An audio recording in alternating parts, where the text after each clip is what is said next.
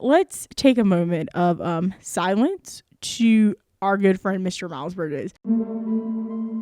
Welcome to Her Sports Convo with Ashleigh Wilson. Hey y'all, welcome back. Crazy to see you here again. I hope you had a good week last week. I hope you have a good week this week. Oh boy, it's Halloween. Not yet, but it's basically Halloween, which means the year's almost over. And somebody tell me where 2021 went, because it surely does feel like we're still quite about January, maybe even June, but it's fine. We're fine. Everything's fine. The NBA. I didn't have big expectations, as I knew a lot of the teams had a lot of rookies. Like the Houston Rockets, they're giving me, a AAU team. I feel like they should be the Houston Rockets 20U team, because is anyone on that team 21?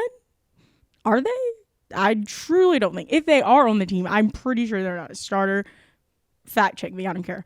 But they've been doing pretty well. And you got the Cavs out here with Evan Mobley, and everyone thinks Evan Mobley is about to be the defensive player of the year and the rookie of the year, which, I mean, I'm not disagreeing. He's played amazing in this first week, especially with Jarrett Allen. I mean, I'm not saying I'm not here for the Cavaliers' hobokery, hypocrisy, over exaggeration. But I think it's fun. I think it's fun that we're not, talking about the same old teams every year. Like, yes, it's been 7 days. This season is literally a newborn baby, and a lot is going to happen between now and June.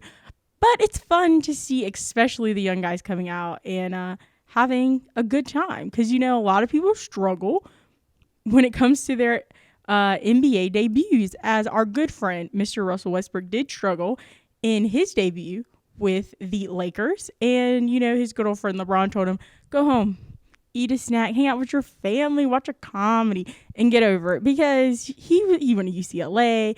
He's from that area. And, he thought he was going to be Mr. Triple-Double on the first night, and that didn't happen.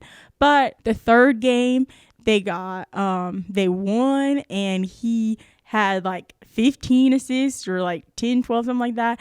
And that's the rest they expected. That's the rest they needed to see, as I was worried that Russell Westbrook was going to come out and literally take shots out of people's hands and, be the Russell Westbrook he's always had to be on teams, and that case scenario, and that's just not what it was.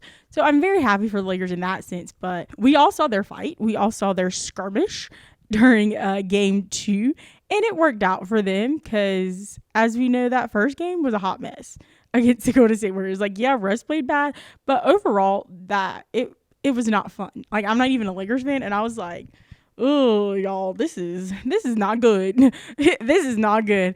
Especially after, we had all the hype about Melo being there and Rondo and LeBron and blah, blah, blah. DeAndre Jordan, in my personal opinion, is just getting about 15 minutes too much of playing time. Like, no offense to Mr. DeAndre Jordan, but I don't think he should be having that much playing time.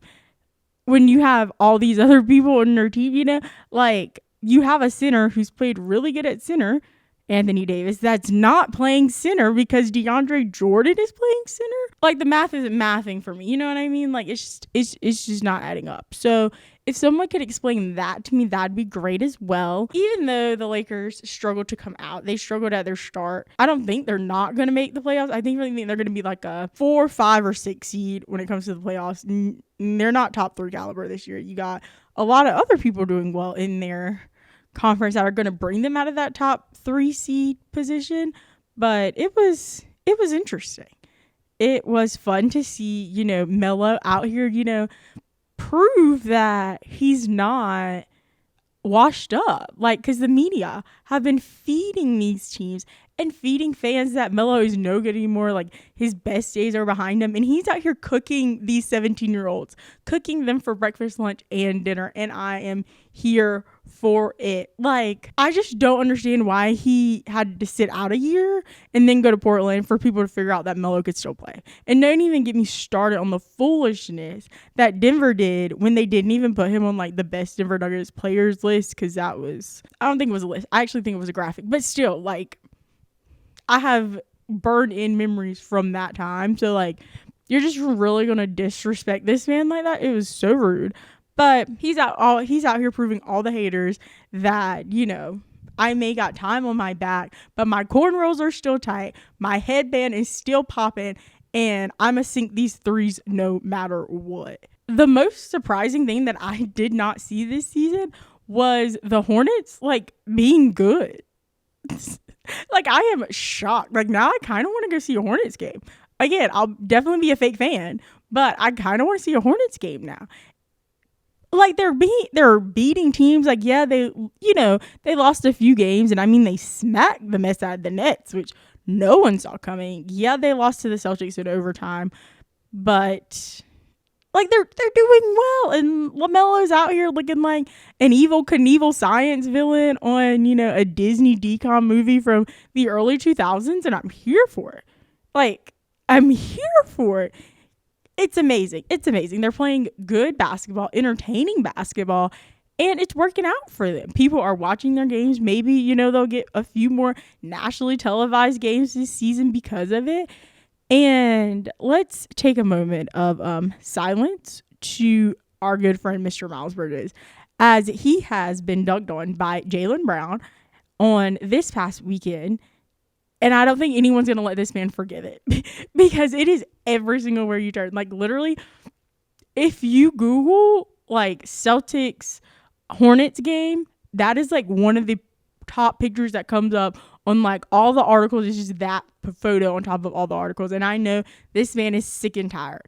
And I get people are roasting him. Like, it's fun to get jokes off. But, like, do y'all not remember that Miles Bridges is arguably the best rapper in the NBA? I said arguably. Some people like Dame.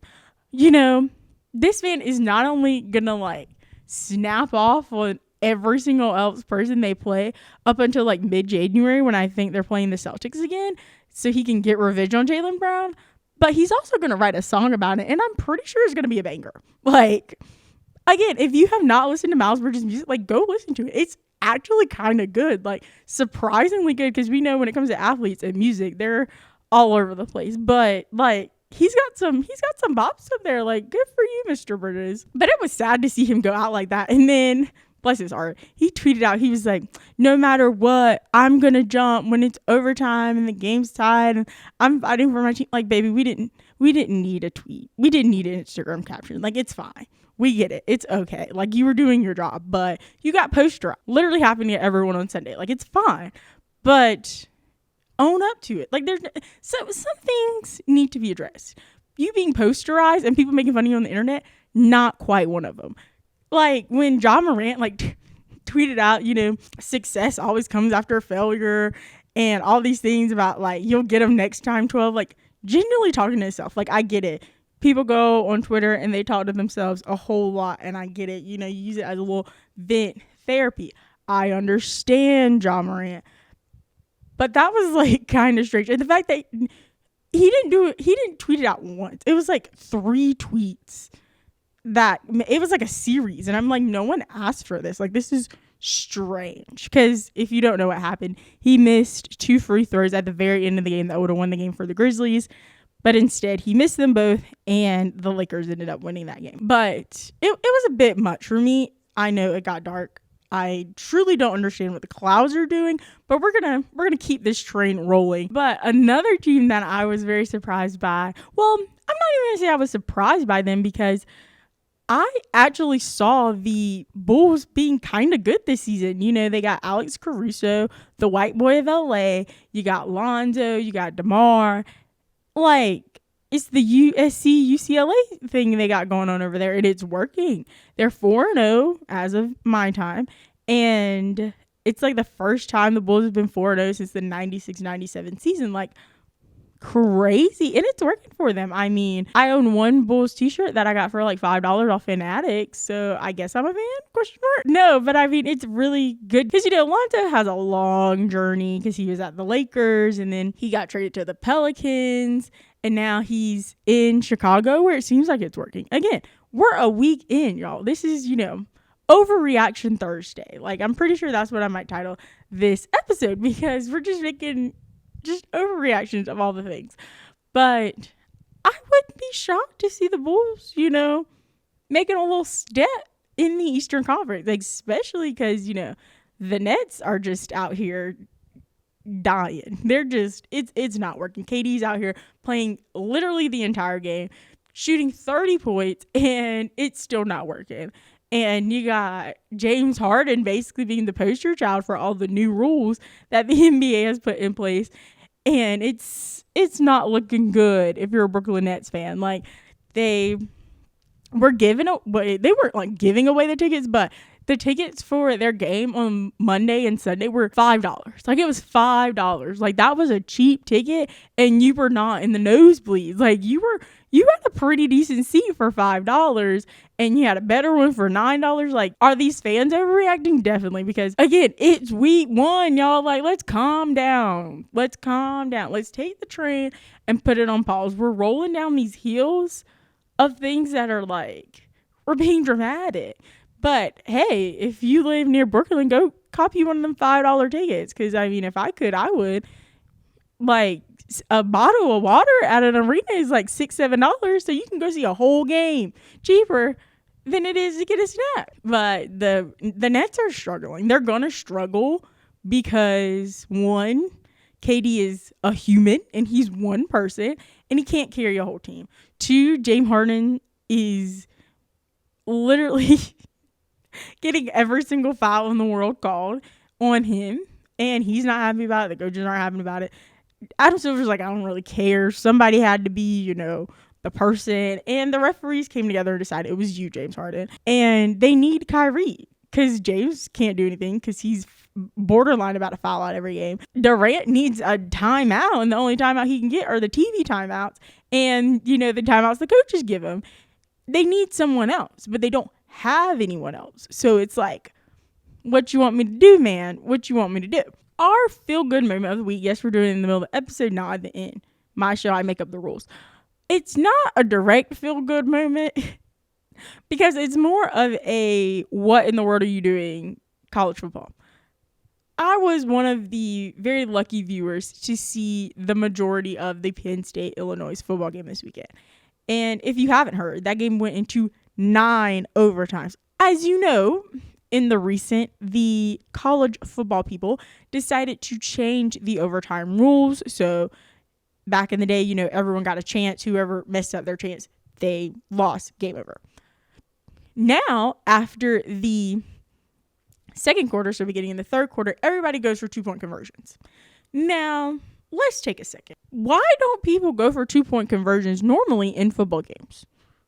Anybody in class wants to know why? Oh, I'll tell you, children. It is because it's harder to make a 2-point conversion than it is an extra point. And that was directly shown by this game going into 9 overtimes. I literally wanted to spoon my eyeballs out. I was like, this is ridiculous. Like, we need to change this because I cannot live through this. As I was one of the few people who saw the Mississippi Texas A&M game that I think that was the Mississippi State Texas A&M game that went into like 6 or 5 overtimes the regular way. And then that's why they changed it to this way, because this was stupid. No one made a 2-point conversion until the 8th overtime. The 8th overtime, my friends. The 8th overtime. And Penn State came up like a hair short on the 9th one. And I'm pretty sure if they would have had a penalty or something and called it back, that game would have went into like 35 overtimes. It was insane and ridiculous. We need to change it. But here's my idea on how to change it. You ready? Let's have a field goal shootout. We're going soccer style with it. It's called football. Let's dabble into our friends with the football with the U, right?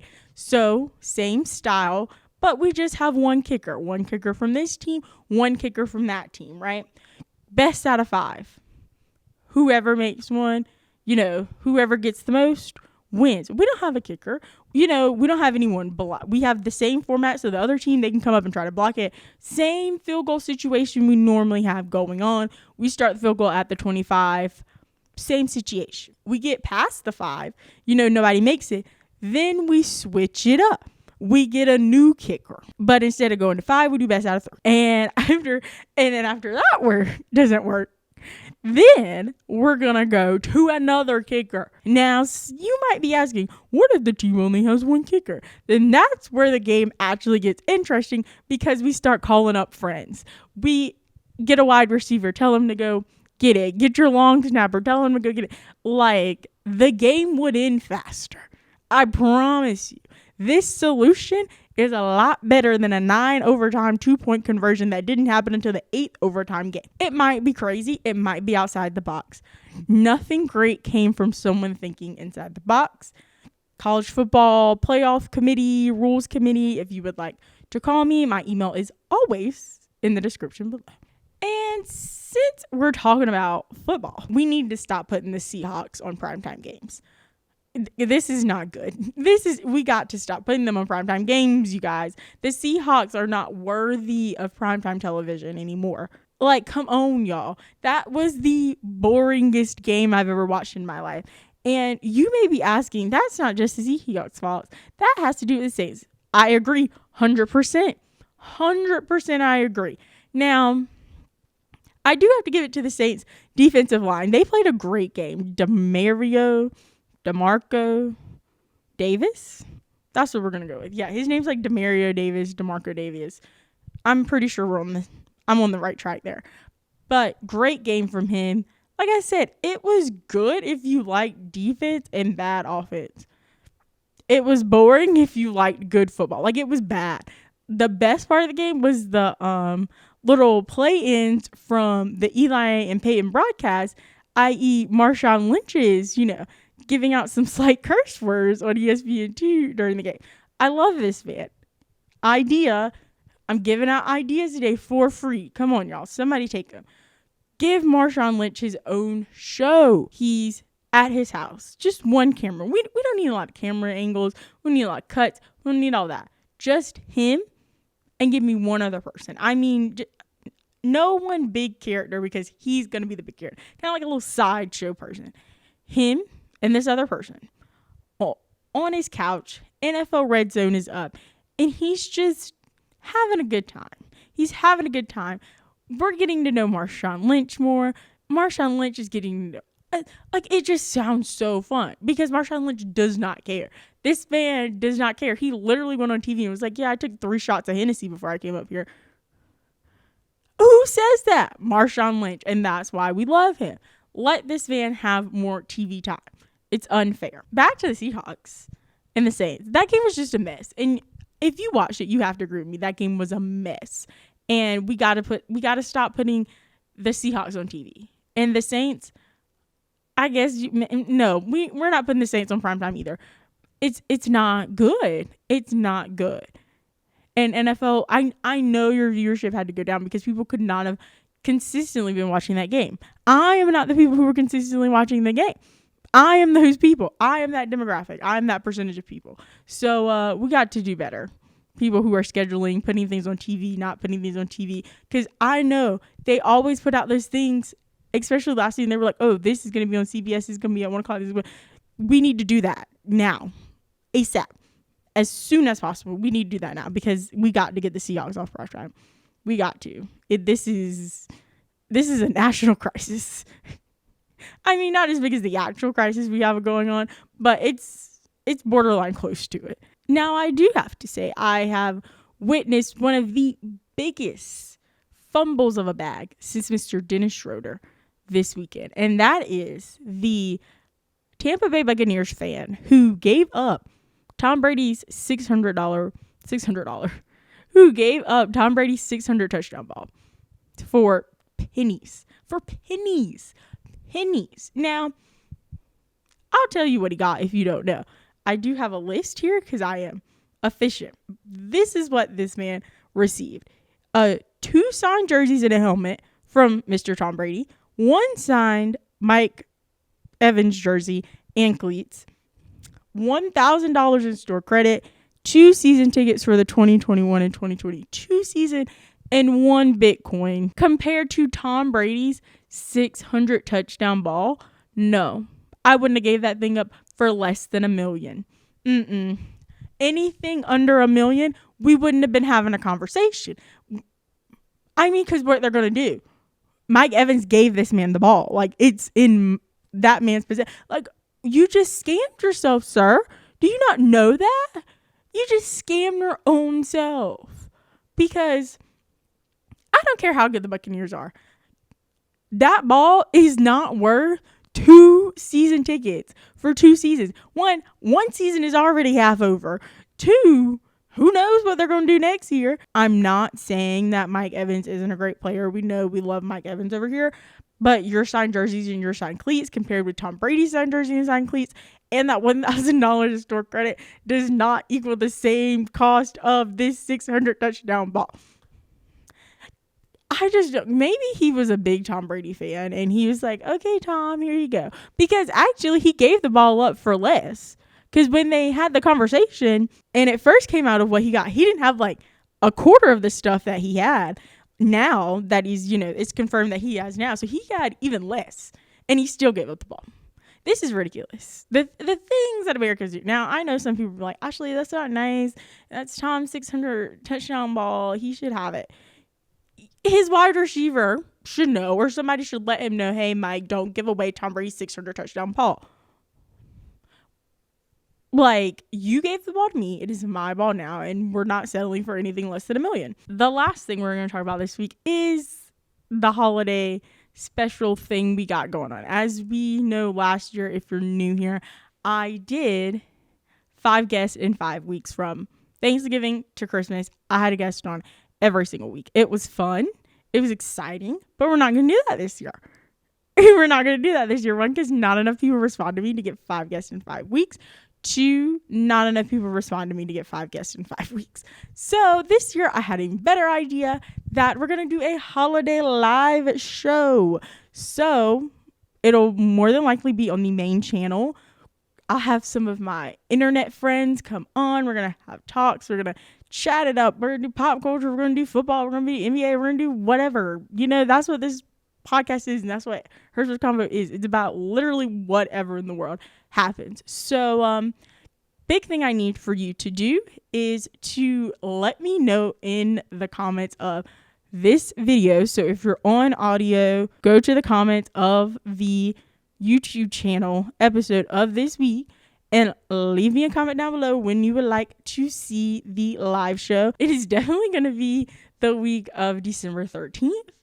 I don't know what day in the week of December 13th yet, because that's going to be determined by a lot of factors. So let me know what day of the week you would like to see it and what time. I live on the Eastern Standard Time. Put it in Eastern Standard Time, or put your time in, whatever region of the world you live at as well. I'll also have a poll on the Her Sports Convo. I'm going to do a poll every week for the next 3 weeks to 4 weeks. So we have a lot of information, a lot of tests going out. I'm excited. If you also have some things you would like to see in the holiday live show, let me know, because as I always say, it is a convo around here and I want you guys to enjoy the live show as much as I enjoy the live show. So that's why I want you guys to tell me what day you'll like to see it, when you'll like to see it, time, whatever, because I know we're going to have a good time and I'm excited. That's all I got for this week. Make sure to like, comment, rate, subscribe wherever you decide to listen to your podcast today. Head on over to Instagram and follow at Her Sports Convo to stay up to date on all things Her Sports Convo, as well as vote in the polls and or DM me when you would like to see the holiday live show. And make sure to check out the main channel that we just hit 100 subscribers over there. So if that's one of you guys, thanks so much. Support it, appreciate it. Go on over there and subscribe. We do fun things. That's where the live show is going to happen at. So you don't want to miss the live show and you're not a part of it. As well as subscribe to the Her Sports Convo podcast channel, where that's where you can catch the podcast episodes every single Thursday at 11 a.m. Eastern Standard Time, as well as you can check the main channel videos every single Monday at 11 a.m. Eastern Standard Time. We're having fun. Summer's over, but I really think the party begins in November, if you're asking me. As always, be safe, have fun, and don't be afraid to join the convo.